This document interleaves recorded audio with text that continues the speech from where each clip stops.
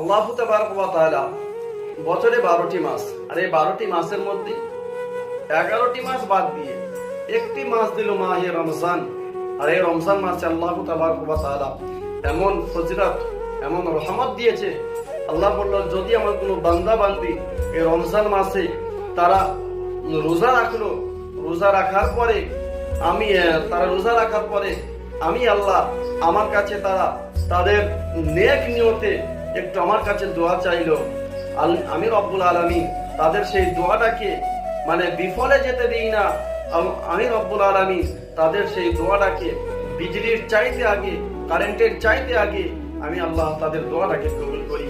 তাই মুসলমান, আল্লাহ তাবারক ওয়া তাআলা যে আমাদের এটাও নিয়ম করে দিয়েছে যে ফজরের আজানের আগে সেহরি খাওয়া, আর এবং কি মাগরিবের আজানের সময় আমাদের ইফতার করা। তাই আল্লাহ তাবারক ওয়া তাআলা আমাদের